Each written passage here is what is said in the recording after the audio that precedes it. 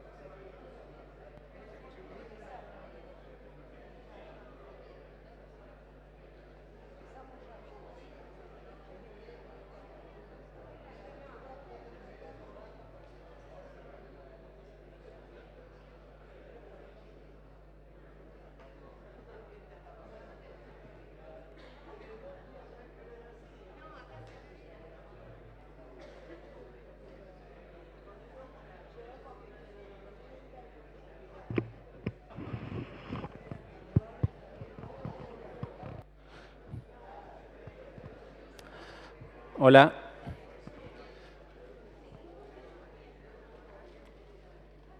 Ahí estamos.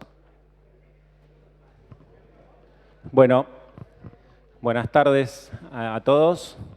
Gracias por haberse acercado a la facultad en esta ocasión. Como todos saben, el motivo de este acto es recordar el que se cumplen 50 años de la Noche de los Bastones Largos, el 29 de julio de 1966. Este no es el primer acto que se realiza no solo en la universidad, sino en otras instituciones también sobre este aniversario.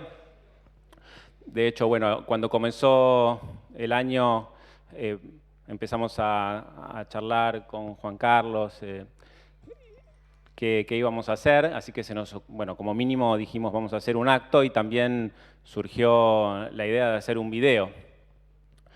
Aquí que con el correr del tiempo nos enteramos de que la UBA había también resuelto hacer un acto y, ¿por qué no?, hacer un video.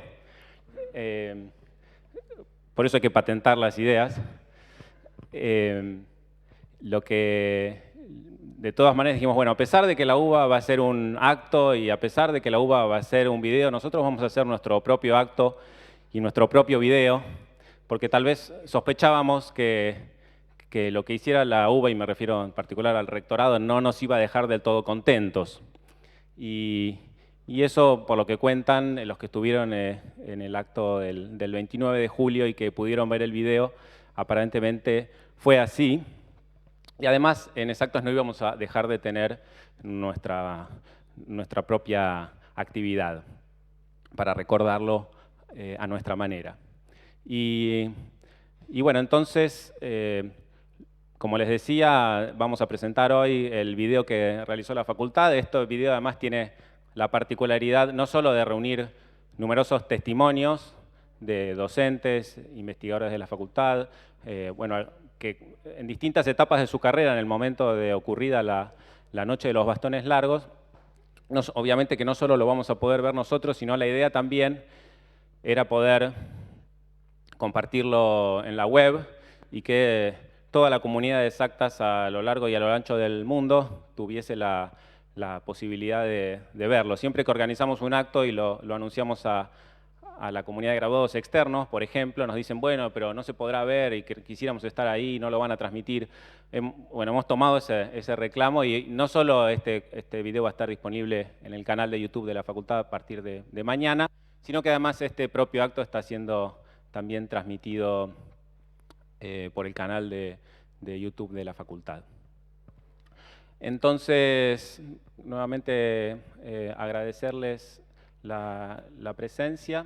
Es un orgullo, bueno, como poder estar aquí y ser parte de esta institución. A pesar de las dificultades, creemos que de alguna manera el espíritu de aquellos tiempos se ha logrado recuperar. en esta facultad y quisiéramos que algún día ese espíritu pueda recuperarse a nivel de toda la universidad. Gracias.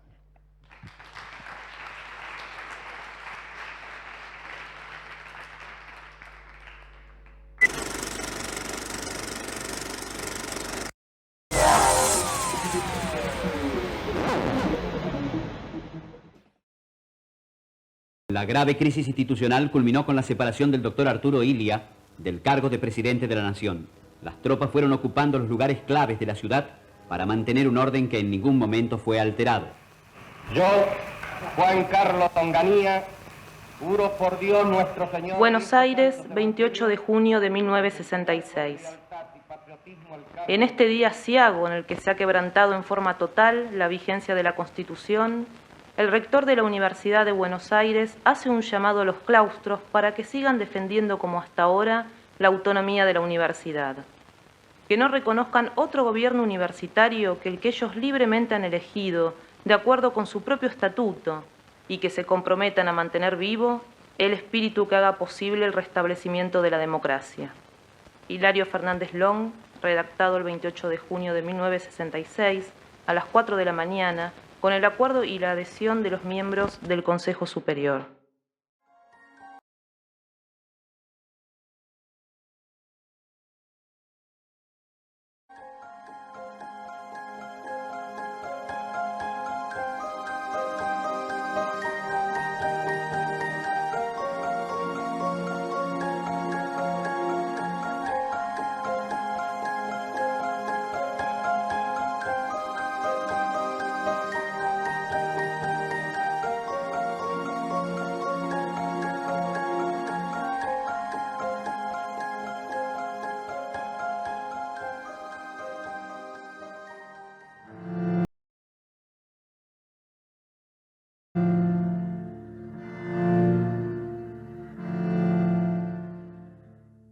Riccieri Frondizi rescató todas las banderas de la reforma del 18, el cogobierno, la vinculación con la sociedad, etcétera, y lo puso efectivamente en práctica. Yo me fui de la Argentina como licenciado en 1958 y ya la facultad, no tanto la universidad, pero la facultad estaba en el comienzo de la ebullición y cuando volví en el 62 estaba en plena ebullición. Me parece que la prioridad en ese momento era constituir un baluarte de ejecución de ciencia, tanto la básica por el conocimiento como la aplicada para la aplicación.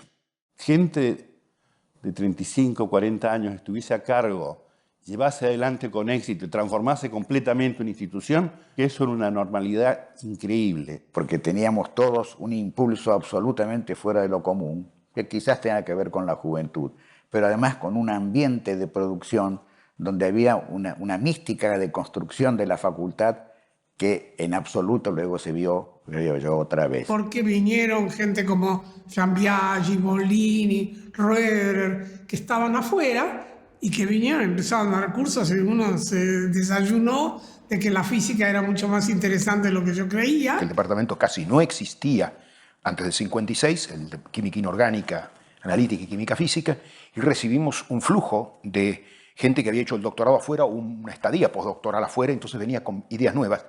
La formación de personal exterior trajo los últimos conocimientos y se incorporaban al plan de estudio.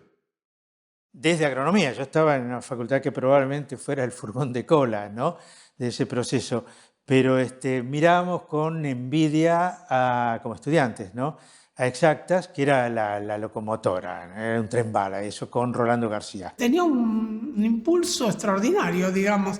Había la sensación de que nos llevaba un mundo por delante, ¿eh? La biblioteca no funcionaba y bueno, de alguna manera el decano se encontró el camino para que la biblioteca funcione. Teníamos la mejor biblioteca de la universidad, teníamos toda la información científica moderna en nuestras manos, teníamos los últimos libros, estudiábamos antes que en Estados Unidos con los libros de vanguardia. Yo veía que toda la gente estaba entusiasmada de hacer tecnología argentina, de hacer cosas de avanzada, Era obvio para mí que yo estaba viviendo en el paraíso.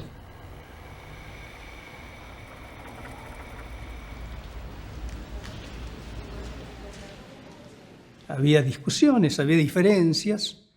Estaba planteado el problema de para dónde iba la enseñanza, si realmente qué relación tenía con la sociedad o que no la tenía. Nosotros teníamos una fuerte gestión política universitaria y discutíamos las ideas de la universidad, pero no dependíamos de ningún partido político. Eso nos hacía absolutamente independiente. Con la corriente predominante en la universidad, que era el reformismo, que era un conglomerado de agrupaciones de izquierda,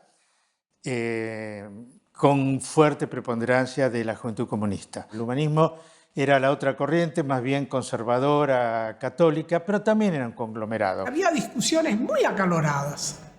Es cierto, por ejemplo, qué sé yo, cuando hubo un subsidio de la Fundación Ford para la biblioteca. Un escandalete de discusiones sobre si había o no había que aceptar subsidios de la Fundación Ford. Pero, digamos, el nivel de la discusión era bastante sofisticado, bastante elevado, digamos, ¿no? Políticamente era una persona que hoy día yo diría incorrecta. O sea, yo pertenecía a lo que se llamaba el humanismo, que era la gente más de derecha, a pesar de lo cual podía discutir con el resto de la gente, era escuchado, respetado, discutíamos. No es que la facultad era algo absolutamente monolítico, era un organismo vivo, es decir, con todo lo que eso significa, ¿no? Y lo valioso que significa eso.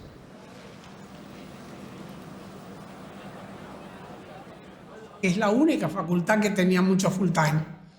No solamente profesores, sino ayudantes, jefes, qué sé yo, mucha gente que trabajaba full time. Es decir, una facultad donde la gente estaba. Uno vivía en la facultad. La facultad era la vida para todos nosotros, ¿no? O sea, sobre todo cuando se vino a Núñez, era tan difícil ir y volver que uno venía a las 8 de la mañana y se iba a las 8 de la noche o 9 de la noche y después en la casa seguía estudiando. Nuestra vida transcurría en un 80% dentro de la universidad. Teníamos muy poco contacto con la calle y eso era un déficit que tenía que ver con la famosa extensión universitaria que proclamábamos, pero rara vez se llevábamos a la práctica. Se estaba planteando hacer ciencia para las necesidades nacionales, como se diría ahora. Ya había un hecho muy positivo, que se había creado un departamento, el primer y durante mucho tiempo único departamento de la Universidad de Buenos Aires que pertenecía a 2 facultades, que era el Departamento de Industrias. No era casualidad que la gente estudiaba problemas de interés social. Era producto de una elaboración política que se hacía en la facultad, de la que participaban los docentes y los estudiantes. Pero no era, digamos, una integración con el sector productivo. Más aún, yo creo que el sector productivo nos veía como algo que molestaba, un poco como que nos van a venir a enseñar a nosotros cómo se hace para producir esto si estamos produciendo.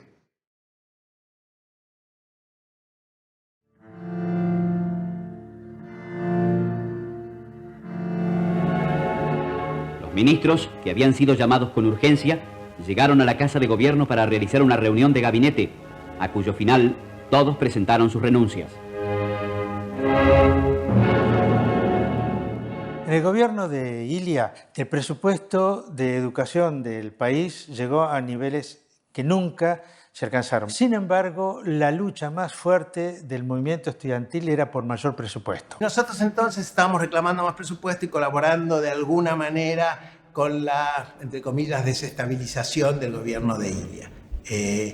Eso fue un error de las organizaciones estudiantiles grave. Había una convicción muy fuerte de que la revolución estaba a la vuelta de la esquina. En el 62, la revolución cubana. O sea, como que no era así una cosa que parecía tan imposible, ¿no? El golpe se veía venir, digamos. El gobierno de Ilia estaba sumamente atacado de varios sectores por algunos pseudointelectuales y por gente dentro de la universidad. El caso típico fue el de quien era decano de Derecho, que pasó después a ser miembro de la Corte de Justicia de Onganía.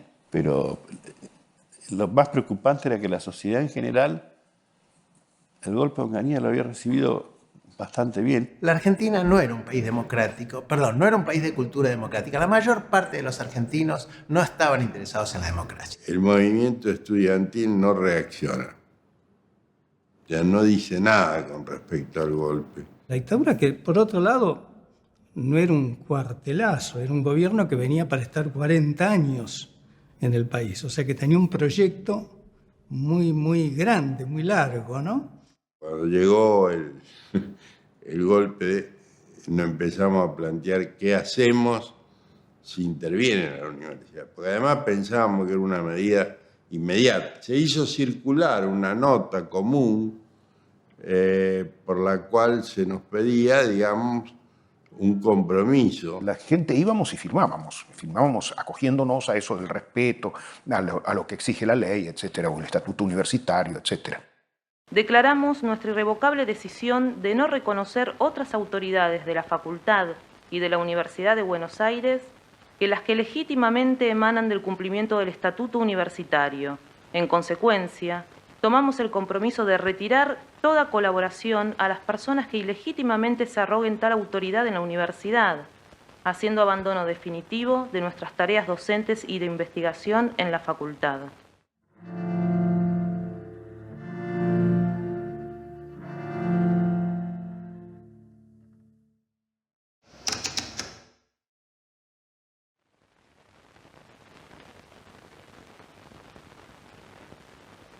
Con el propósito de colaborar con la labor investigativa de su señoría y para allegar los elementos de convicción que permitirán, en definitiva, tarde o temprano, el esclarecimiento de la verdad histórica y el condigno castigo de quienes no merecen la condición de funcionarios públicos, me presento en autos y adelantaré un breve relato de los sucesos. Estaba lleno de gente, estábamos todos de pie y se hizo lo que para mí fue la última reunión del Consejo Superior de la Facultad de la Universidad abierta, democrática, la Universidad de la Reforma, ¿no? Y cuando estábamos en eso, entran personas con titulares que decían intervienen en la universidad. Como es público y notorio, señor juez, he sido decano de la Facultad de Ciencias Exactas y Naturales de la Universidad de Buenos Aires hasta el momento que, con la sanción por el gobierno actual de la ley número 16.912, he cesado mis funciones. Se aproxima una persona, yo estaba a 2 metros, y dice, soy el general Fonseca, jefe de la Policía Federal. Y me dice a mí personalmente, que era el que tenía más cerca, les ordeno desalojar inmediatamente el edificio. No podía entrar la policía, nunca podía entrar. Pues, entonces se le cerró la puerta.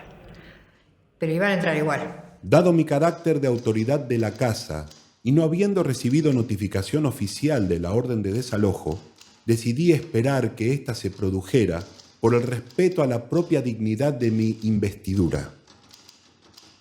Todos los presentes dejan en claro que no quieren obedecer la autoridad militar. Rolando García dice, yo no acepto el cargo de interventor. Yo sigo como decano. En un momento dado, previa rotura de los vidrios, comenzaron a introducirse por los huecos bombas de gases lacrimógenos. El aire se tornó irrespirable y, en consecuencia, habiendo dado suficiente testimonio con nuestra presencia de la ilegitimidad de la medida, hice indicación a todos los presentes de retirarnos del edificio. Y salimos con él a la cabeza. Y cuando salimos, la policía nos grita, con las manos en alto. Ahí nos golpean, por ejemplo, a mi señora le abren la cabeza en esa bajada de la escalera, ella también estaba conmigo. Fue una agresión, fue una violencia tremenda y A mí no me golpearon, pero un poco te golpeaban, tenían los bastones largos justamente, pero te metían el bastón entre las piernas, te levantaban la ropa, ¿viste? Era una vejación. Me adelanté hasta llegar al lado de un oficial de policía y le hice presente mi condición de decano, al tiempo que le señalaba que el despliegue policial era innecesario. Un policía uniformado que estaba a su lado profiriendo una especie de alarido mezclado con insultos de grueso calibre contra mi persona, descargó un fuerte golpe sobre mi cabeza, alcanzándome en la zona occipital derecha. No obstante ello, volví a dirigirme a otro oficial, haciéndole presente mi condición de decano y autoridad de la casa. La respuesta no se hizo esperar. Un nuevo golpe se descargó sobre mi cabeza. Bueno, nos golpean durante un montón de minutos ahí y después escuchamos que dan la orden de formación, cargar y disparar. O sea, fue un simulacro de fusilamiento hecho absolutamente con todo. Algún policía de los que pululaban por ahí dio incluso el nombre del procedimiento. Se trataba del Operativo Escarmiento, minuciosamente preparado e instrumentado para castigar la pacífica rebeldía de los científicos argentinos. García caminaba, no corría. Corran, corran, hijos de puta. Y García caminaba. Y yo también entonces decidí caminar. Quizás si no hubiera estado García delante, posiblemente habría corrido. Pero ¿cómo me voy a adelantar al decano? Me parecía una falta de respeto terrible. Miren las pavadas que uno piensa cuando lo cagan a golpes. En esto consistía, señor juez, la heroica actitud policial. Envejar con insultos y palos a mujeres y hombres de paz, indefensos y desarmados. La historia juzgará a esa tropelía contra la cultura de nuestro pueblo.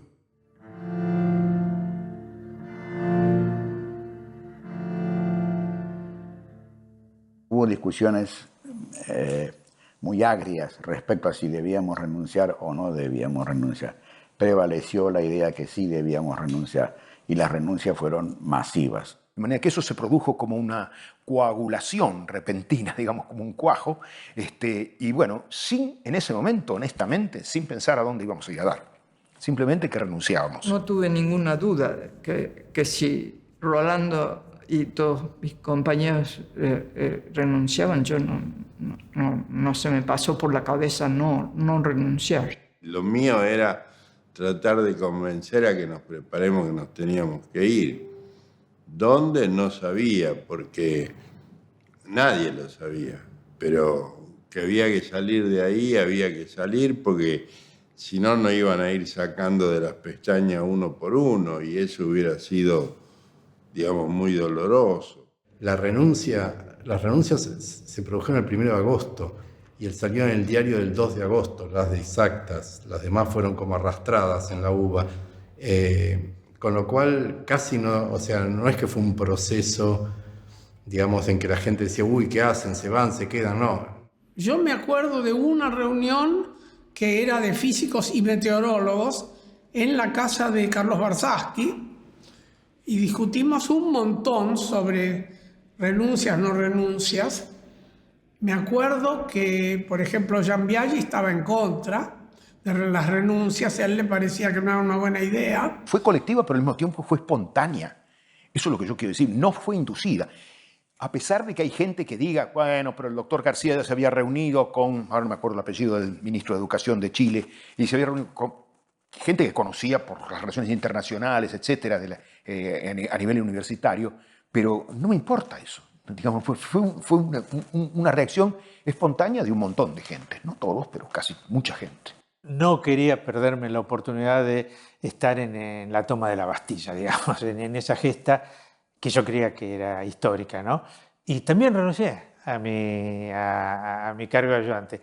Me parece que hay que rescatar como del espíritu de la época es que los que no estaban de acuerdo, como Jean Biaggi, renunciaron también, porque la mayoría dijo que había que hacer una cierta cosa y aceptaron la posición de la mayoría. Estaba designado en el acta del concurso, pero no estaba la designación del consejo.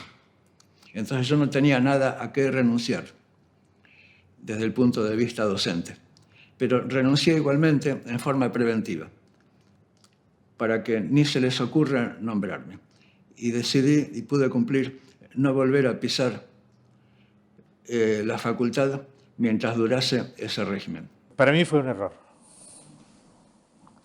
Hubiera terminado probablemente con la expulsión masiva, pero el costo ya no era el mismo. Se ahorró con eso el desgaste, eso sí hubiera sido un desgaste, de tener que echar masivamente. Para mucha gente la explicación política es ex post.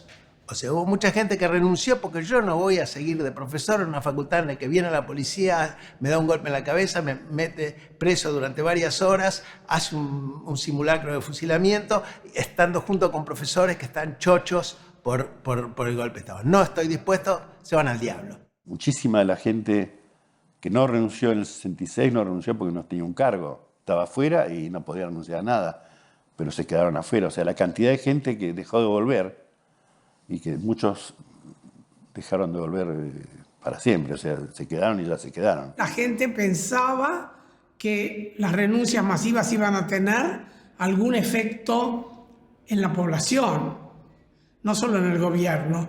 Y en realidad, por eso digo, nos tomó de sorpresa, porque la comunidad esta tenía una autoestima un poco exagerada y entonces efectivamente nos pareció que como si se van todos, algo va a pasar.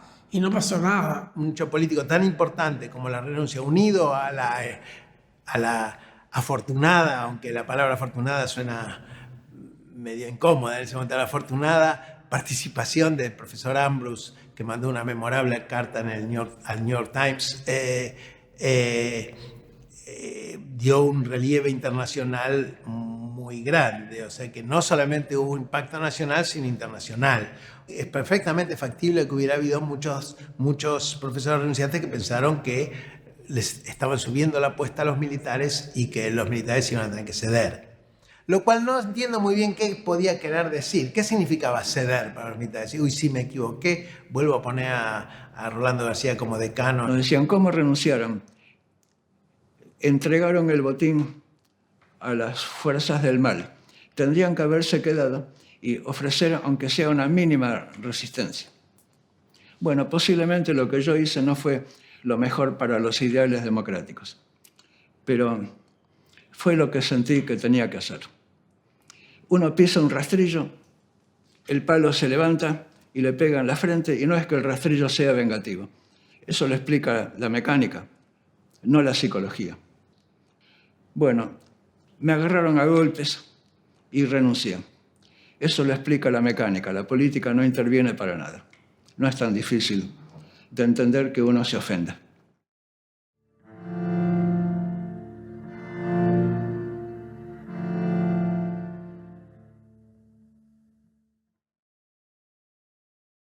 Yo no sentí que ellos nos hubiesen abandonado. Yo creo que el gobierno devastó la universidad. Y que había un propósito de devastar la universidad. Yo entré a la facultad en 1967, así que yo aparecí directamente en la universidad post bastones largos, por así decir. Se convirtió en un lugar desagradable, para mí, para mucha gente. O sea, alguna gente muy valiosa se fue, varios de mis compañeros se fueron. Eso no quiere decir que no haya... De ninguna manera hay que decir que no haya habido gente muy valiosa que se quedó o que no haya habido gente muy valiosa que una vez que se recibió se quedó. No teníamos un contacto directo con ninguno de los profesores que renunciaron, digamos. Eso para nosotros eran entes míticos que habían desaparecido, de golpe no estaban más. Yo sabía que las cosas habían cambiado, pero en realidad no lo podía vivenciar. Eso no sé si se entiende la diferencia. Porque no tenía con qué comparar. Desde el punto de vista académico, todas fueron afectadas. Pero matemática fue menos afectada que física, por ejemplo, o que química inorgánica. Los cargos estaban, el vacío se llenó rápidamente, y lo que pasa es que si un ayudante de primera por ahí para llegar a ser profesor adjunto hoy le lleva, no sé, 15 años, en ese momento por ahí le llevó 2 o 3. O sea que el nivel de la facultad era muy bajo. en ese momento. Y lo que quedó era una especie de estructura que venía de antes y se siguió dando como una especie de religión. Digamos, se daba eso, se recitaba eso, ese era el curso que había que dar porque lo que se había hecho antes, pero no había ninguna innovación. O sea, yo no me acuerdo haber ido a un seminario de que alguien hable de algún resultado nuevo de investigación, teórico o experimental en el departamento durante prácticamente toda mi carrera. Y de vuelta, cuando se recupera la democracia, uno de los grandes profesores que tenía la facultad, el epistemólogo Gregorio Klimovsky, como decano. O sea, se volvían los brillos. Nunca quise repetir exactamente lo que habíamos vivido 20 años, un poco menos de 20 años, 18 años antes, en el 66, quiero decir, repetirlo, plasmarlo tal cual. Pero fue un molde muy importante, no cabe ninguna duda. Una capacidad de recreación y de formación de gente de alto nivel y que no lo ha perdido nunca, digamos. Es como algo que quedó sembrado. Y los estándares esos se han mantenido. O sea, una vez que las cosas se hacen más o menos bien y que no es en defensa de la quinta de uno, sino que es para el bien común, son cosas que son difíciles de revertir. De lo bueno que es en el ambiente universitario y de ciencia también, en general institutos, lo que sea, tener una referencia a la que querés llegar, una referencia que te permita proyectarte hacia el futuro. Y eso es lo que me llevó, es decir, aprender de cómo los que nos habían formado a nosotros tenían un proyecto.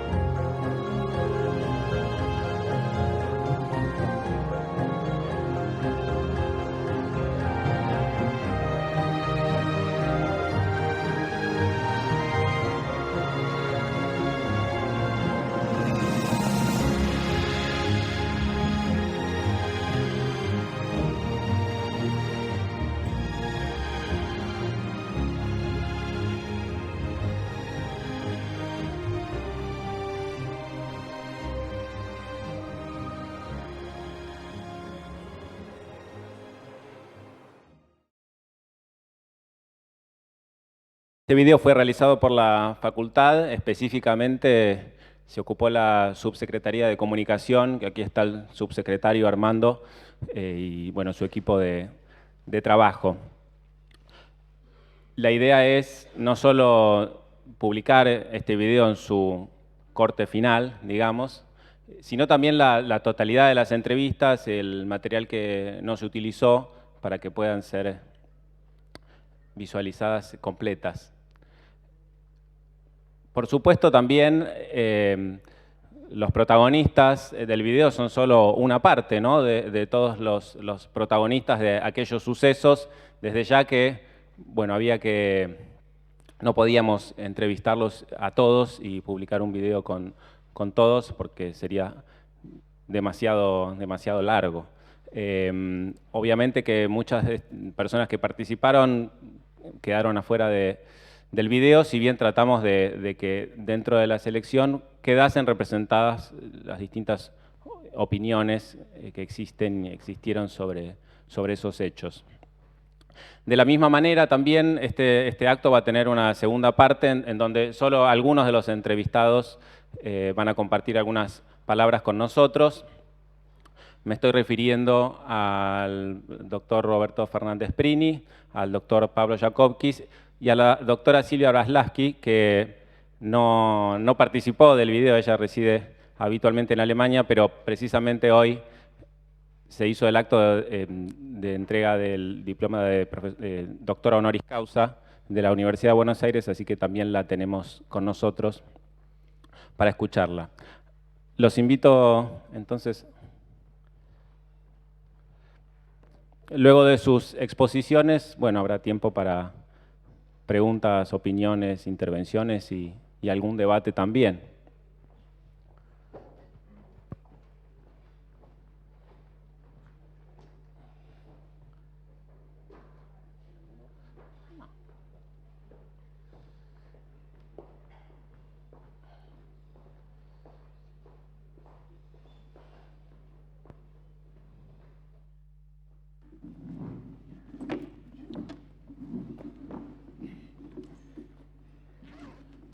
Voy a hacer una pequeña presentación.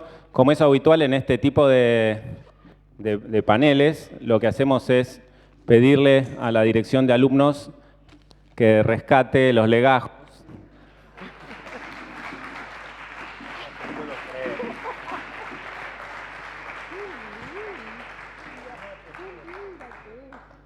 De cuando Roberto, Silvia y Pablo ingresaron a la facultad. En el caso de Silvia es más fácil. Uno cree también porque los tiempos han cambiado. En el caso de Pablo y Roberto, bueno, es un poquito más difícil, pero tal vez no tanto, sobre todo para quienes los conocieron en los 60. Están de izquierda a derecha en el orden de sus intervenciones. Así que el primero de ellos es Roberto. Acá figura su ficha de inscripción del 6 de marzo de 1956. Dice, señor decano de la Facultad de Ciencias Exactas y Naturales, coma, y ahí hay un espacio en donde habría que poner el nombre del decano. Pero no sé si eso invalida la inscripción. Habría que preguntar en alumnos. Otra particularidad es que la inscripción es a la carrera del doctorado en química, porque, bueno, no era licenciatura en ese momento. Bueno, Roberto, en definitiva, de todas formas, tiene el título de licenciado. Eso no me queda claro. Por ahí claro, pero aunque se llamara doctorado en química en la primera carrera. Claro, por eso. En cualquier caso, el título de grado es del año 1961, el título de doctor es del año 1964.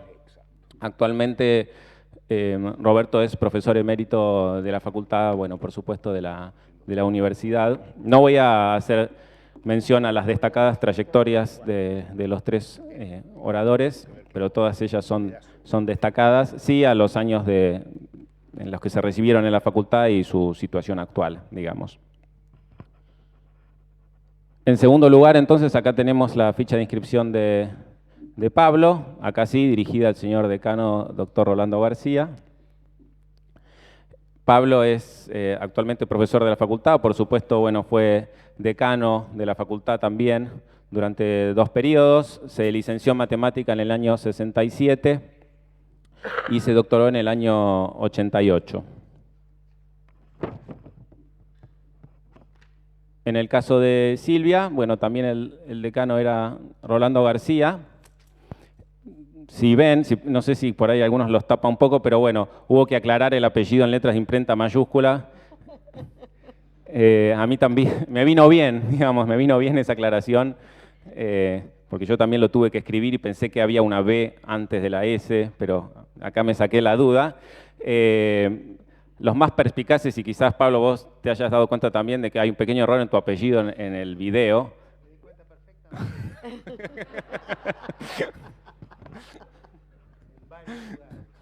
Varias veces, así que les vamos a enviar tu ficha para que lo corrijan. Las disculpas del caso. Bueno, en el caso de Silvia se licenció en el año 63 Y tengo 2 fechas en realidad de doctorado. Entiendo que, no sé, podríamos decir tesis terminada en el año 68 y título entregado en el año 71. Entiendo que esto ocurrió en Chile, si bien el título es de la UBA, o bueno, ahí también me queda una duda que tal vez... Ocurrió en Buenos Aires. Ocurrió en Buenos Aires. Después, en todo caso, puedes hacer la aclaración. Y bueno, ella visitó distintos países en el extranjero y la mayor parte de su carrera la desempeñó como investigadora en el Instituto Max Planck en Alemania.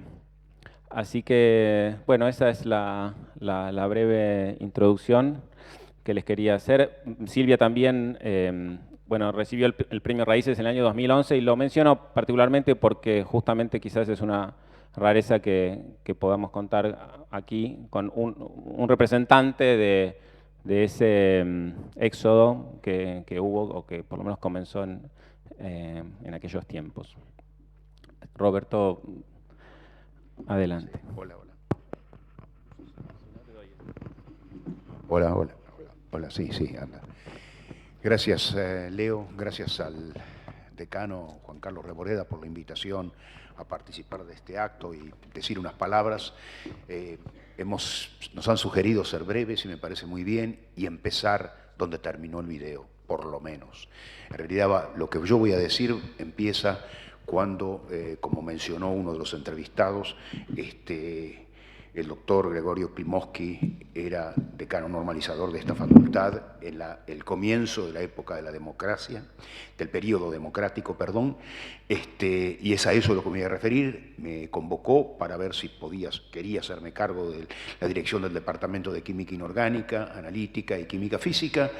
Acepté, fue un shock. Yo hacía mucho que no venía a la facultad. En la época del 74 tuve 2 venidas. Yo estaba en farmacia en ese momento, hasta que me echaron de farmacia, pero bueno, pasé un par de veces por acá y realmente mi recuerdo de la ciudad universitaria era escaso.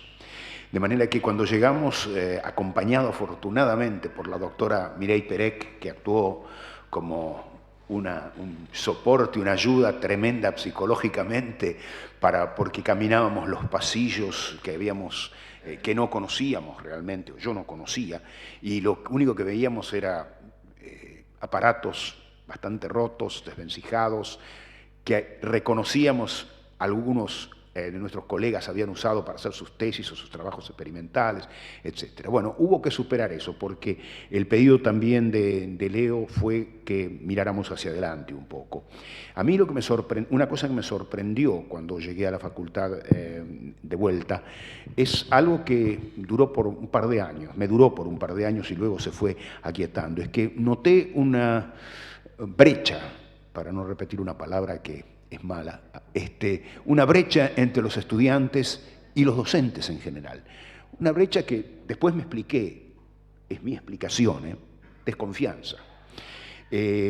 Bueno, hemos vivido en ese momento, algunos profesores, vino gente de otras facultades que yo les pedí colaboración, porque era un desierto nuestro departamento desde el punto de vista de la actividad científica, esencialmente, pero también de la docente, y vinieron de la Universidad de La Plata, Nacional de La Plata, vinieron de la Comisión de Energía Atómica, algunos por un periodo, a veces 2 semestres o una cosa así, 2 cuatrimestres o un año y medio, y luego se volvieron a su lugar de trabajo, pero fueron una ayuda absolutamente importante, así como las conexiones con colegas nuestros que habíamos compartido esta facultad, como Silvia, por ejemplo, y que vinieron y también empujaron a la realización de un proyecto nuevo. Como dije, y no puede haber pasado por alto, pero nunca se me ocurrió, estando a cargo del departamento, tratar de reproducir, como si fuera un plano, lo que había logrado el doctor Rodolfo Busch en el decanato de Rolando García.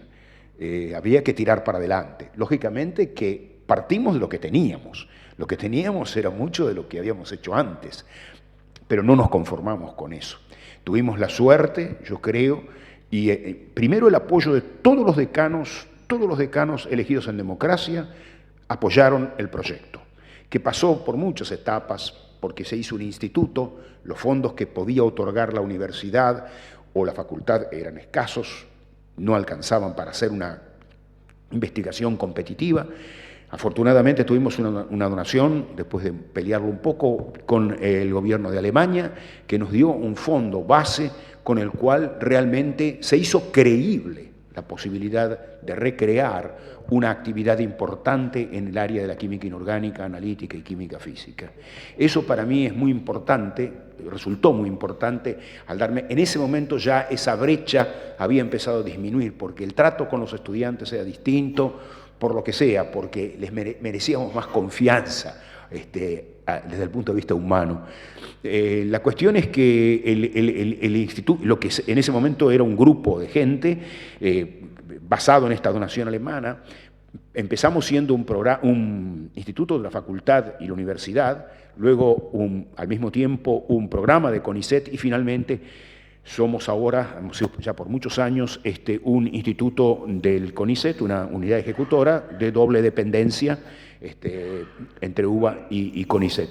Eso les ha dado, sobre todo a los más jóvenes, a los que siguieron mi generación, que ya no son tan jóvenes, pero no importa, la posibilidad de adquisición de equipamiento mucho más moderno, y rápidamente el instituto se convirtió, el instituto cuyas siglas son INQIMAE, se constituyó en una unidad importante desde el punto de vista de realización de actividades en esa parte de la química, en el país, quiero decir, y también a nivel internacional. Los contactos que hubo fueron muy grandes, hubo mucha gente que a través del conocimiento que teníamos de algunos colegas en el exterior, los traíamos para dar un pequeño curso, participar de algún tipo de actividad como las asociaciones científicas argentinas, etcétera, lo cual le fue dando más movimiento a todo lo que pasaba y lo que ocurría. Al mismo tiempo, debo decir que nunca yo estuve satisfecho, y todavía no lo estoy del todo, satisfecho con quedarme en el primer paso. Durante mi gestión, que fue más larga de lo que yo hubiera deseado, pero esto porque hay mucha gente joven que le teme a la gestión, fue mucho más larga, decía, de lo que yo hubiera deseado. Cambiamos 2 veces, es decir, nos iniciamos con los grupos que existían y luego cambiamos 2 veces el concepto de que era un grupo. Hicimos como áreas o divisiones, no tenían un nombre formal, y luego cada investigador con independencia científica construía su grupo. Bueno, ese es el presente, y sé que yo desde el momento que fui honrado, y todavía lo sigo diciendo, creo que fui el último profesor emérito, si no me equivoco, los que tienen más conocimiento lo van a ser, nombrado por el Consejo Directivo de su facultad. Fue realmente un halago muy grande. Los demás siguieron otra vía que era lógica, porque había algunos entorpecimientos de tipo político, personal, no sé, no me cabe calificarla. Pero para mí fue un orgullo, realmente. Y desde entonces, un poco siguiendo el consejo de algunos mayores, me desligué. Bueno, la dirección del departamento la siguió otra gente, y la dirección del instituto también. Van a ser 10 años que yo ya no estoy allí, a la dirección del instituto, y mi decisión fue no intervenir en discusiones o conversaciones entre los profesores o los docentes en general, porque no me parece que correspondía. Si me piden, y me lo han pedido, son muy generosos, algún tipo de opinión, la doy, no tengo ningún inconveniente. En eso soy bastante fácil de convencer, pero no en que llega, ¿cómo podría decir Moisés? Y pone la vara y dice, ustedes tienen que hacer... No, porque nunca me consideré tener la verdad en la mano. Y el problema fundamental es porque toda institución, como los seres humanos y los seres vivos, tiene que tener un periodo de vida, y durante ese periodo de vida, que ojalá en la Facultad de Ciencias, que se ha recuperado enormemente, debo decir, y que realmente es un orgullo para nuestra facultad y para la universidad también, esperemos, como dijo alguno, que nos vayan acompañando de a poco más facultades, digamos, la realización de esas instituciones no debe fosilizarse, debe ir evolucionando, porque la ciencia evoluciona, y no es lo mismo hoy que lo que fue cuando yo vine de vuelta acá, en el área mía, pero en muchas áreas. Ha cambiado de una manera impresionante. Si queremos seguir compitiendo en un buen sentido de competir, es decir, siendo reconocidos algunos investigadores como gente referente en un área a nivel internacional, y bueno, puesto que va a haber que cambiar y hay que seguir cambiando. Y eso es un poco el mensaje con el que voy a terminar. Digamos, yo creo que yo hablé de dos metamorfosis en el Departamento Instituto.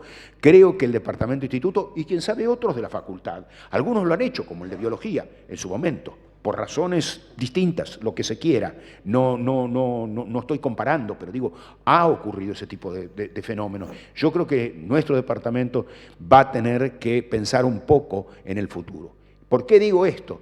Y porque en exactas todos, seamos físicos, matemáticos, químicos o lo que sea, sabemos que los cuerpos son impenetrables, lo que los físico-químicos llamamos el volumen excluido. Y estamos llegando en algunos casos, incluyendo nuestro departamento, instituto, a un caso de saturación. El caso de saturación tiene dos salidas. Decir, bueno, la gente que está, que se quede porque rinde, etcétera. Por supuesto, se evalúan, todo lo que quiera, pero hay un rezago que va quedando y la gente joven no tiene lugar.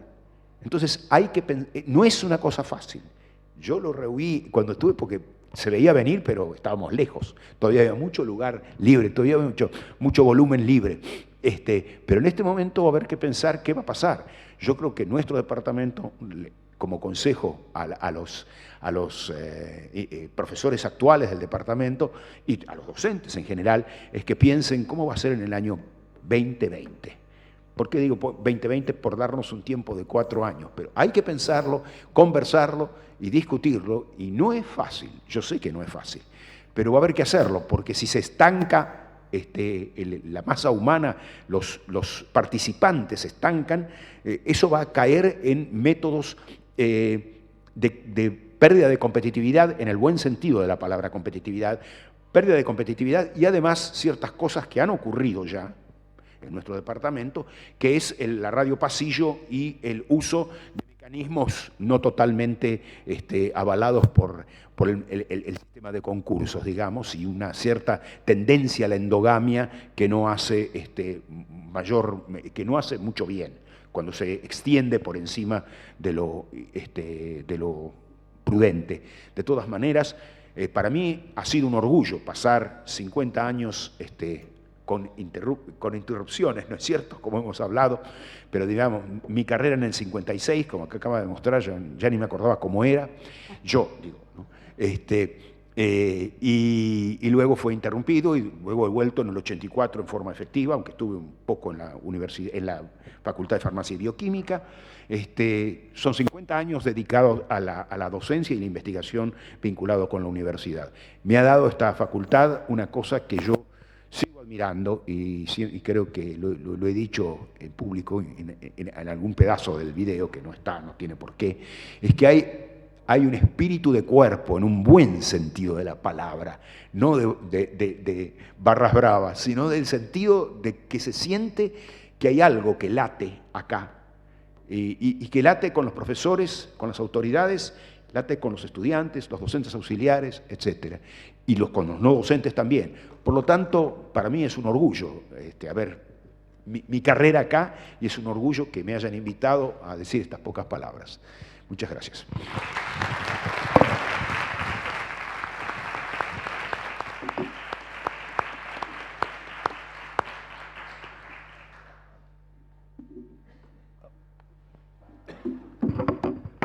Bueno, yo soy medio desordenado para hablar espontáneamente, así que escribí. Como todos sabemos, el 28 de junio de 1966, los comandantes en jefe de las tres armas derrocaron al presidente constitucional Arturo Illia en un golpe de Estado incruento, la Revolución Argentina, que contó con la indiferencia de gran parte de la población argentina y el apoyo explícito de muchos dirigentes sindicales. De hecho, Augusto Timoteo Bandor concurrió a la Casa Rosada al día siguiente al asumir el teniente general Juan Carlos Onganía la presidencia y se puso corbata.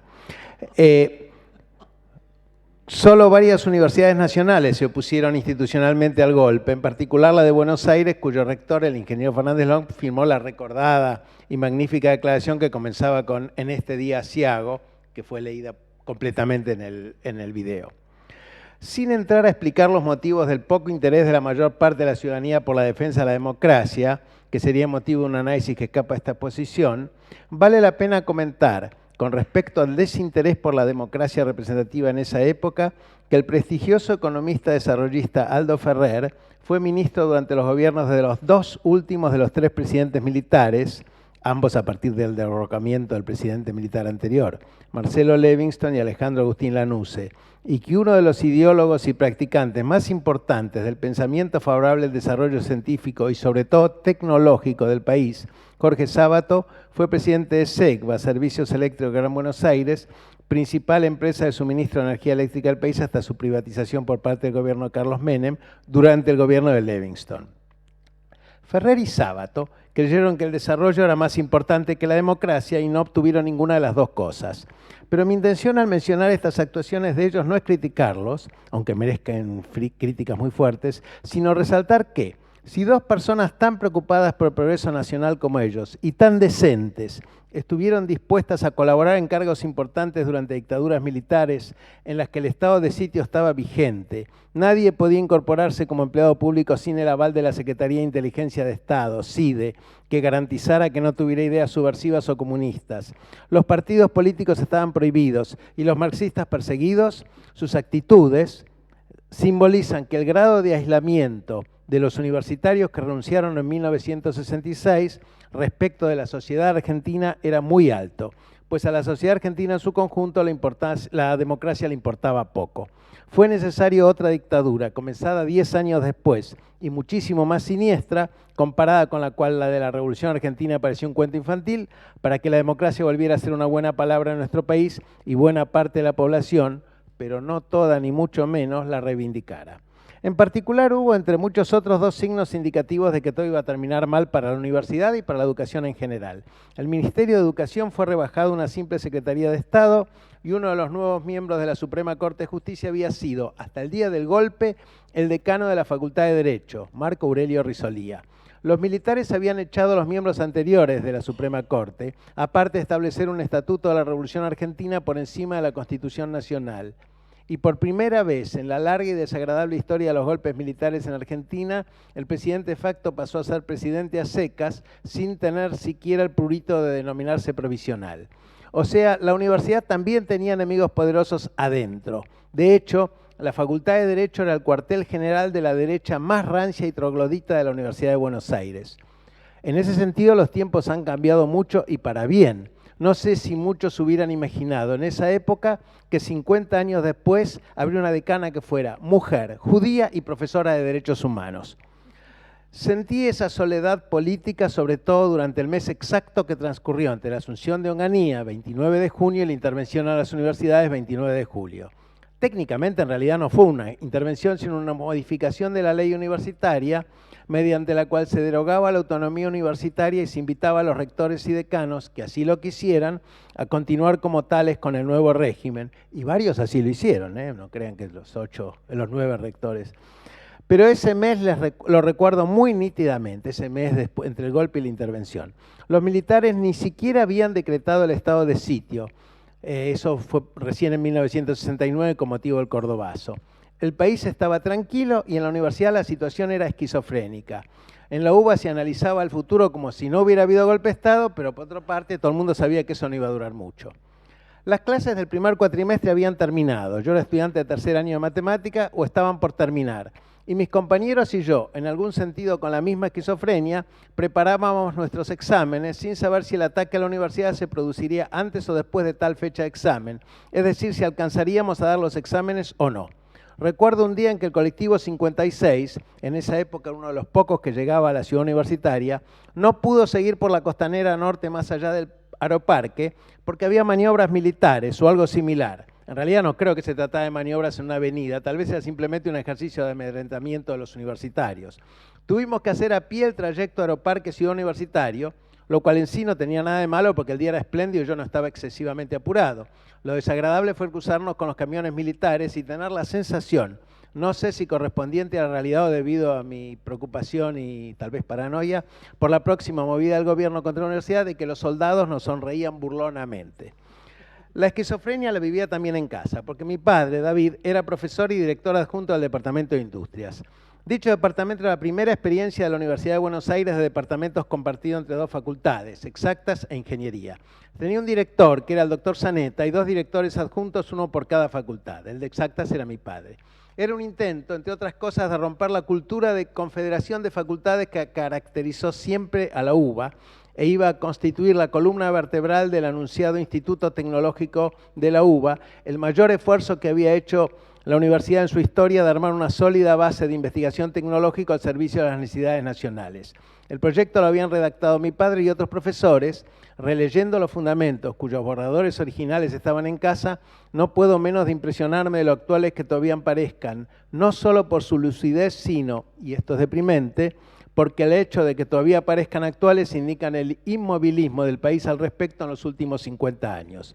Obviamente, una de las primeras medidas tomadas por las autoridades impuestas por la dictadura de Onganía fue anular dicho departamento compartido. El departamento exacto se siguió llamando Industrias y el de Ingeniería pasó al departamento de Ingeniería Química y lo único que quedó en común fue el edificio, que ya está ubicado en la ciudad universitaria. Y por supuesto, el proyecto de creación del Instituto Tecnológico, que estaba a punto de ser tratado por el Consejo Superior, quedó en la nada.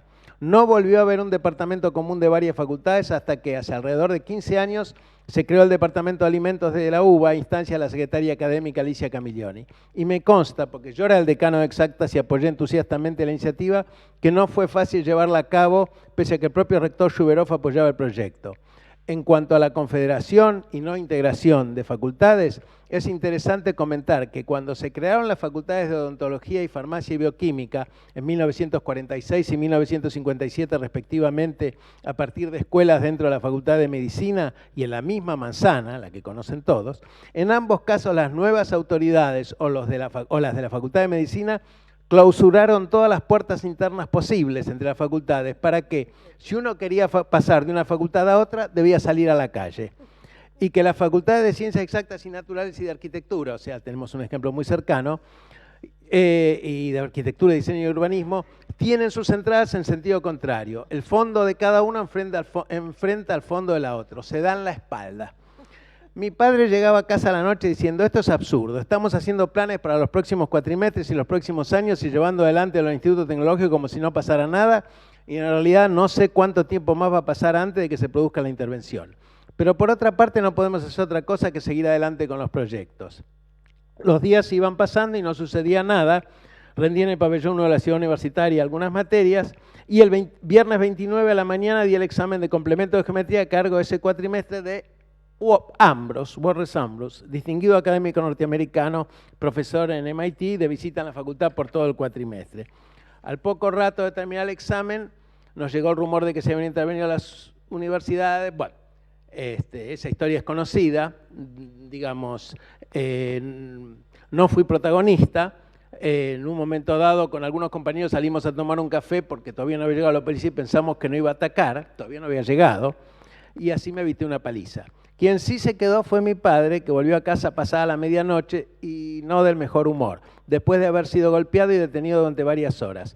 Cuando pude reconstruir los incidentes, noté que la policía había liberado a los detenidos en riguroso orden jerárquico, como corresponde. Primero los profesores, luego los graduados y finalmente los estudiantes. Bueno, el doctor Ambrose, por lo que recuerdo, se alojaba en el Hotel Wilton, en Callao, entre Santa Fe y Arenales, y allí convergimos en más de una oportunidad para conversar con él y explicarle la situación, lo que no era en absoluto necesario porque la entendía perfectamente bien, como se pudo observar en la carta que envió al New York Times y que ese diario publicó. Y en casa, en mi casa, hubo varias reuniones de profesores para discutir qué hacer, renunciar, quedarse para luchar desde adentro, como se solía decir. Como se sabe, y acá se vio, triunfó la posición de renunciar y tratar de ir en lo posible a otros países latinoamericanos, manteniendo los grupos de investigación ya armados. Los argumentos eran políticos, por supuesto, pero en mi opinión, y sin que esto sea para mí ningún desmerecimiento ni le quite ninguna dignidad a la actitud tomada, creo que para muchos de los renunciantes la explicación política fue ex post.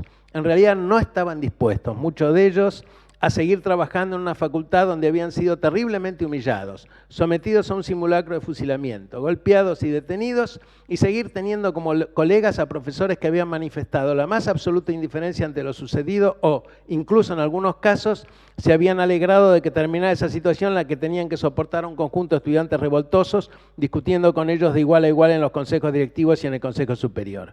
En ese sentido, tal vez el sentimiento se pareciera al mío. Yo era ayudante de segunda y nadie les pidió a los ayudantes de segunda, o sea, ayudantes alumnos, que renunciaran. Pero yo renuncié tal vez porque me seguía doliendo en la cabeza el golpe de mi padre.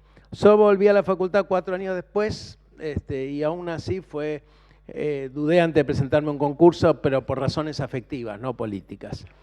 El número total de renunciantes fue de 1.300. Es interesante comparar ese número con el de los profesores italianos que renunciaron en solidaridad con los profesores judíos echados en 1938 debido a las leyes raciales sancionadas por Mussolini ese año. A uno le queda una cierta sensación de orgullo. Gianni Oliva, en un libro que se llama L'Italia del Silencio, editado en Milán por Mondadori en 2013, dice, la traducción es mía: frente a la degradación y segregación civil de los colegas judíos, el mundo académico reacciona con la misma cobardía gris con la cual el conjunto de la sociedad italiana responde a las leyes raciales, sin hablar de los docentes que llegan incluso a afilar los cuchillos para repartirse los cargos que quedan libres. Acá también hubo algunos que se repartieron los cargos que quedaron libres. En realidad yo estaba rodeado de política universitaria no solo por parte de padre, sino por parte de madre. Mi madre, Miriam Pola, que era la subgerenta general de UDEVA, y también se reunieron alguna vez en casa para ver qué hacían, pues tengo la sensación de que no hubo una discusión política tan agitada como la que hubo acerca de renunciar o no, tal vez porque las conversaciones al respecto fueron posteriores a la decisión de los profesores, o sea, fue ya un arrastre. De nuevo, independientemente de la discusión acerca de si estuvo bien o mal renunciar, la renuncia a los empleados de UDEVA es, a mi juicio, todavía más valiente que la de los docentes. Si bien a muchos docentes las renuncias les costaron la radicación en el exterior o el abandono de la carrera académica, en principio su margen de maniobra para conseguir nuevos cargos era mucho mayor, y eso sin hablar de quienes entre los empleados de UDEVA se quedaron y también firmaron la declaración de los renunciantes, lo cual fue todavía más osado dado que eventualmente podrían haber quedado cesantes del Estado. La ciencia es internacional, pero las posibilidades de conseguir nuevos trabajos para empleados, muchos de ellos sin título universitario, serán a priori siempre mucho menores. Afortunadamente todos consiguieron trabajo porque en esa época prácticamente no había desocupación en la Argentina. Bueno, no querría seguir hablando sobre lo que pasó después porque la discusión sería muy larga, pero yo querría solamente resumir que el golpe de 66 provocó un retroceso, parálisis e inmovilidad en las universidades que congeló no solamente muchas áreas científicas, probablemente computación fue la más afectada, pues al ser la más joven era la que menos masa crítica tenía, sino que retrasó casi 2 décadas la discusión sobre una enorme cantidad de temas de política universitaria, algunos de los cuales todavía no han sido encarados, pues ya en 1984, cuando comenzaron a discutirse, la convicción entusiasmada y entusiasmante de que la ciencia era una herramienta crucial para el desarrollo nacional había palidecido ante el cúmulo de problemas de todo tipo que el nuevo gobierno democrático tuvo que afrontar. Gracias.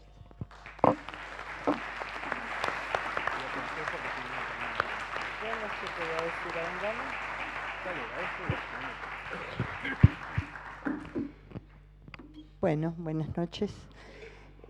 También yo quiero agradecer la posibilidad de decir unas palabras, aunque creo que ya se han dicho muchas palabras. Yo participé también en las discusiones el día 29 de julio en una mesa cuadrada en la Universidad de Buenos Aires y dije algunas cosas. Yo era estudiante de doctorado, como ya se ha dicho, en el 66 y creo que hay que diferenciar en las razones de las renuncias y lo que eso provocó, porque muchos de nosotros, y eso lo tengo muy claro, no queríamos renunciar y teníamos, tal vez por nuestra formación política, la mía en particular, teníamos la convicción de que había que luchar desde adentro, como diríamos, pero También nuestra inserción en esos grupos de trabajo, en esa mística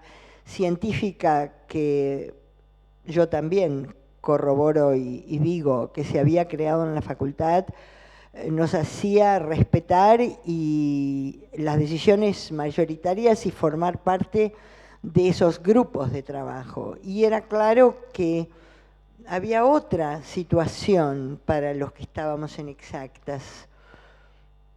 Como dijo Mariana Weissman en la película, en el corto que vimos, en la Facultad de Ciencias Exactas en ese momento estaba la mayoría de los docentes de dedicación exclusiva de la universidad, y la salida laboral para los que estábamos en la facultad era nula, era cero. En particular en el área de inorgánica y físico-química era nula. Incluso tenemos los nombres de colegas, de estudiantes que en química que renunciaron y se fueron a trabajar con el padre en la venta de textiles o en ciertas cosas en la actividad privada, pero nada que ver con lo que habían estudiado. De modo que si nuestros jefes renunciaban y nosotros estábamos metidos en esta, ¿cómo diríamos? Mística, ya lo dije, pero en esta forma de, estábamos 20 horas por día en la facultad, también hacíamos actividad política en la facultad, también hacíamos actividad de campamento en la facultad, con la facultad, todo lo hacíamos en la facultad. Si nuestros jefes renunciaban, los jóvenes renunciábamos. Y eso determinó mucho también la actitud de los más jóvenes, que además eran la mayoría. Por cada jefe había 3, 4 jóvenes haciendo el doctorado y bueno, la salida era esa, renunciar, para irse. No sabíamos a dónde. Y bueno, ocurrieron los éxodos, o llamémoslos traslados, de los grupos de trabajo. Yo quisiera rescatar esta idea de mantener los grupos en Latinoamérica, porque si no hubiera habido esta idea y este esfuerzo colectivo, sea que se hubiera arreglado, acordado antes o después, hubiera habido una dispersión a los países industrializados mucho mayor. Y yo personalmente pienso que la pérdida, que fue enorme, terrible, he estado estudiando junto con Raúl Carnota el tema de los exilios y cada vez me asombro más de las capacidades que se perdieron, de los profesores que se fueron, que eran jóvenes, la mayoría. Pero si no hubiera habido esta cosa poco organizada, hubiera sido aún peor, porque hubiera sido una total dispersión. Porque indudablemente estos jefes tenían conexiones con el exterior, muchos de ellos habían hecho sus trabajos postdoctorales afuera, o aún doctorales, algunos de ellos se hubieran ido y los más jovencitos, yo tenía solo 24 años, nos hubiéramos perdido, digamos, quedado en alguna actividad privada de docencia menor, una cosa así. No quiero valorar ahora si estuvo bien, si estuvo mal. El hecho es que,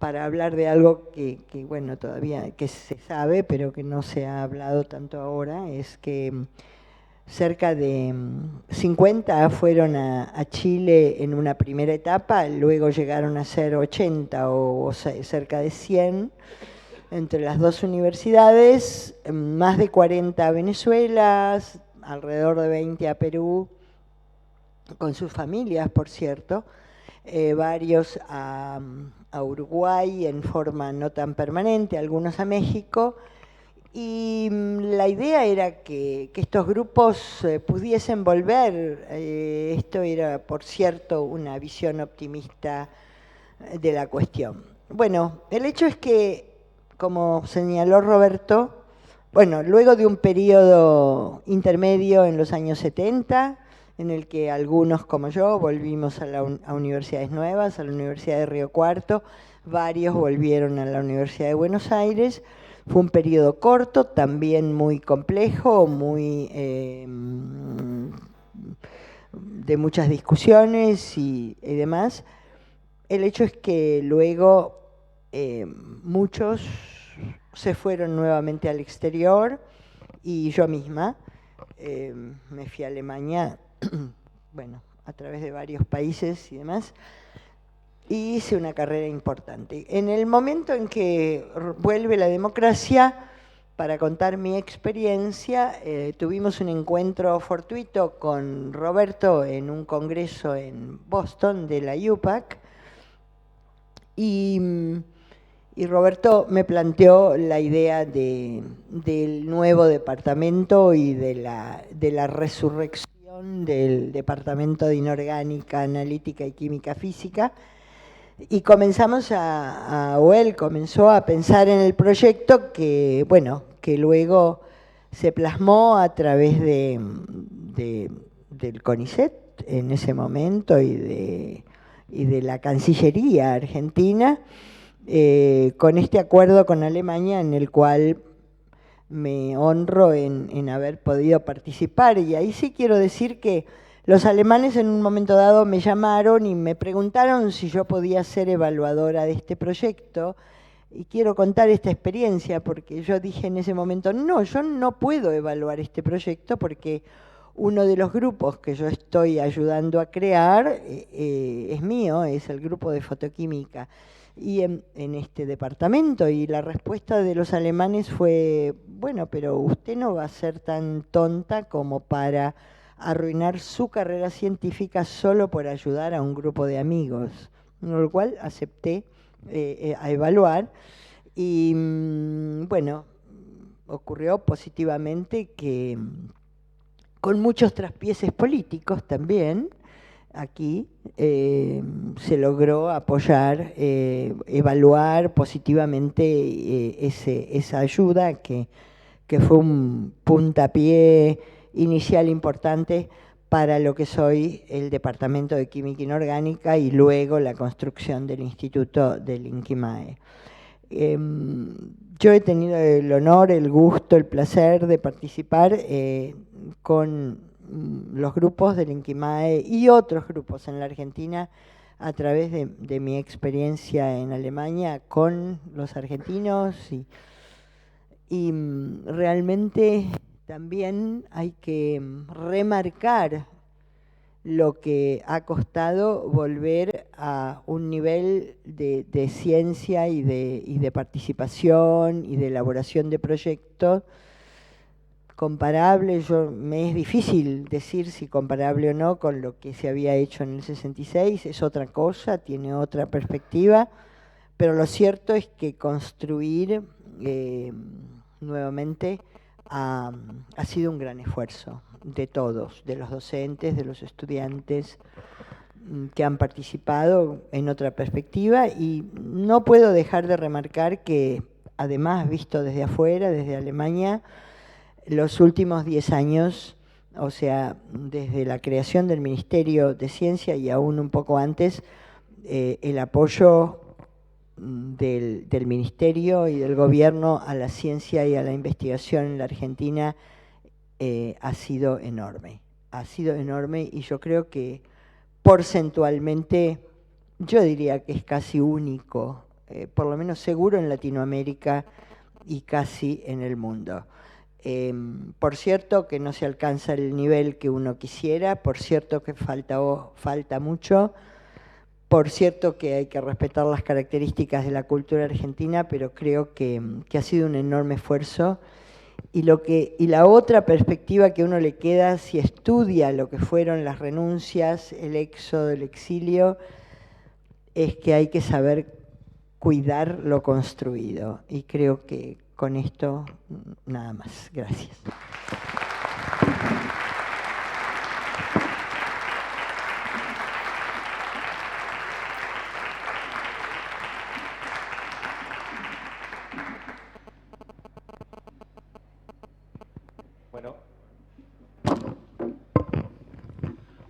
Muchas gracias a los tres. Ahora vamos a tener un pequeño momento para preguntas o intervenciones por parte de ustedes. Antes quería comentarles que la biblioteca de la facultad tiene una biblioteca digital, es decir, un repositorio de documentación digitalizada.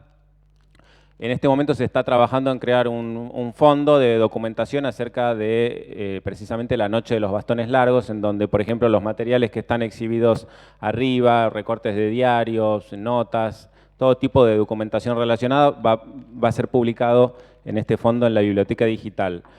Yo les pegué la dirección web de la biblioteca digital, en donde ahora, por ejemplo, hay colecciones de fotos históricas, hay, bueno, además las tesis que se desarrollan, que se presentan, en realidad que se defienden, que se aprueban en la facultad. Y también copié 2 direcciones de correo electrónico para acercar material, en particular, bueno, como les decía, si es de imágenes o documentación, se puede enviar directamente a la biblioteca digital. Si es otro tipo de comentario, de idea o de reflexión, también se pueden dirigir directamente a la cuenta del decanato. Así que ahora sí, los que quieran, levanten la mano, así les acercamos el micrófono.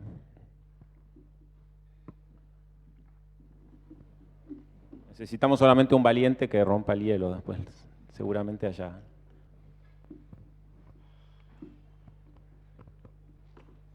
¿Quién es el valiente? Gracias por lo de valiente. A mí me pasa una cosa, y es que cuando, digamos, empecé a tener una noción histórica, de historia argentina, de la Noche de los Bastones Largos, el golpe del 66, me resultaba una cosa lejanísima, súper histórica, recontra lejos, y la verdad es que cada vez me va pareciendo más cercana, tal vez porque uno se va poniendo viejo y compara con la vida propia de uno. Entonces, en definitiva, eso que era hace tanto tiempo fue solamente 6 años antes de que naciera. Bueno, pero eso es lo que vivencio yo, pero lo que me da un poco más de miedo de sentirlo más cercano es como ver cómo eso que ha surgido tantas veces de hablar de proyecto, lo he sentido de todos los que han expuesto, es lo que en el fondo, creo yo, esa es mi interpretación, lo que ha habido en ese 66 de imponer un proyecto diferente a uno que estaba siendo llevado a cabo por la universidad, en este caso en particular. A lo que tengo miedo, ese es mi aporte pesimista, es qué proyectos están viniendo tan diferentes que hacen que el año pasado se ponía un satélite argentino en órbita, de los cuales han participado investigadores y profesionales, algunos egresados de esta casa de estudios, y este año y recientemente se está hablando de abrir la competencia de satélites a otras empresas cuando, no lo puedo creer, se están haciendo acá satélites. El punto al que quiero aportar desde mi humilde valentía es, acá creo que lo que hay que, una cosa a rescatar es el tema de proyectos y llevarlos adelante y, como dice la doctora, cuidar lo que se obtuvo, cuidar lo que se tiene, rescatarlo. Evidentemente, de 66 ahora fueron 50 años, bueno, pero resulta que durante los últimos 10 se estuvo recuperando tanto, bueno, que se siga recuperando más allá de las formas que hacen que los proyectos se vayan cambiando. Gracias.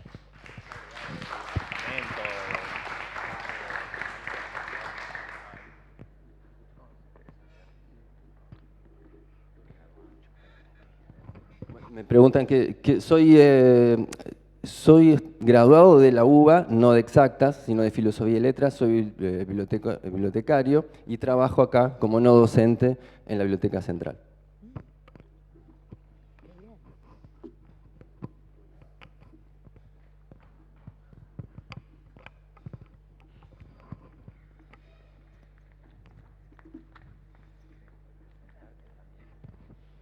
Sí.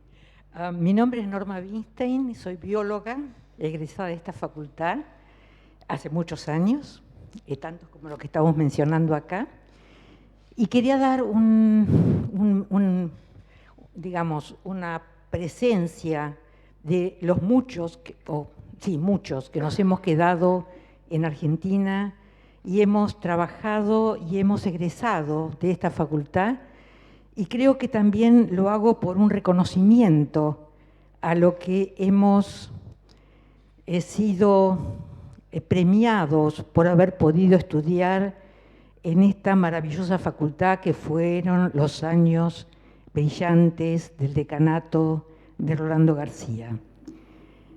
Yo fui una de las renunciantes y me acaban de dar el reconocimiento, diploma de reconocimiento, que la verdad que lo recibí y se me cayeron algunos lagrimones. ¿Para qué le voy a decir?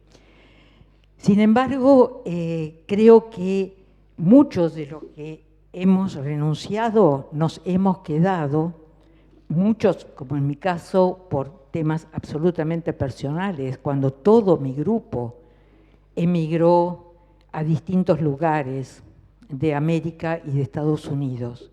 Los que nos hemos tenido que quedar, y además hemos elegido en ese momento quedarnos, hemos tratado de llevar a otras instituciones lo que no hemos logrado en la facultad. Hemos tratado, en particular yo no pude hacer una carrera académica, pero sí hice, creo, un aporte a la salud pública con las herramientas que me dio la facultad. Y yo creo que eso es algo que debo reconocerlo y que todos debemos reconocer, que hubo y hay aportes importantísimos desde la facultad hacia la comunidad. Yo agradezco haber estudiado en esta facultad y me siento muy orgullosa de eso. Gracias.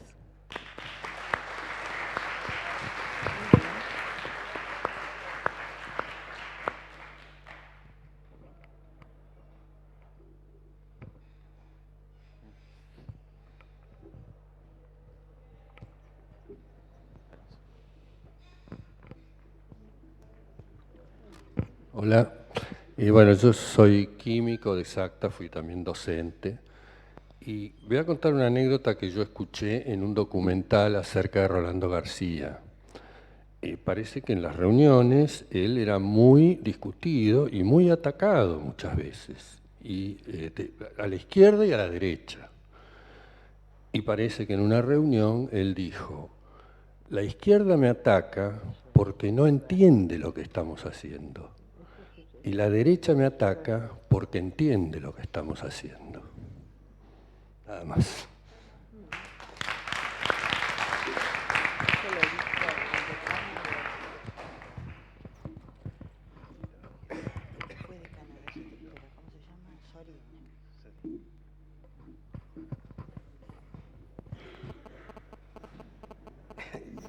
Yo soy peor que usted para hablar. Solo que su discurso me encantó y también me encantó lo que no dijo. Les voy a contar una anécdota de Onganía, tipo al que siempre odié, nunca le pude hacer nada más que pensándolo. Estaba una vez Ricieri Frondizi, el filósofo, en Estados Unidos. Yo estaba también ahí, fui al departamento de filosofía para que lo invitaran y que iba a quedarse en casa. Así que lo invitaron y él estuvo en mi casa con su mujer, una persona encantadora, ambos. Como él sabía que había ido a Estados Unidos por Onganía, me dijo, le voy a contar algo de Onganía. Y es lo siguiente, él estaba en el despacho con su hermano cuando llegó el director de la Escuela Superior Técnica. Tenía que aprobar el presidente la de los nuevos candidatos para ser ingenieros, y esos candidatos son 30. Pero llevaba 31 y el director dijo que tenían ese problema. Frondizi miró la lista. No, ¿cuál es el problema? Acá está Onganía, burro. Eso es de la boca del caballo. Y nada que ver con que él era de caballería.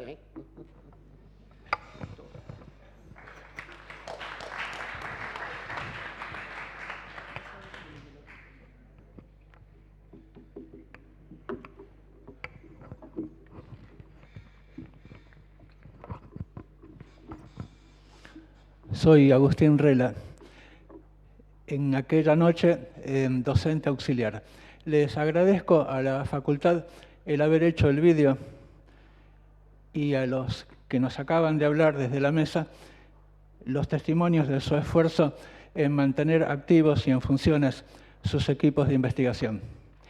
Yo no pertenecía a ninguno y cuando me fui me puse de electricista de mantenimiento en una fábrica de galletitas que falsificaba las almendras con carozos, con pepitas de carozos de durazno.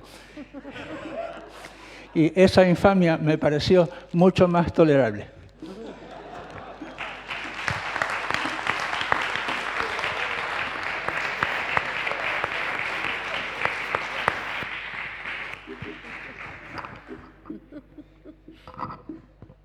¿Alguna otra anécdota?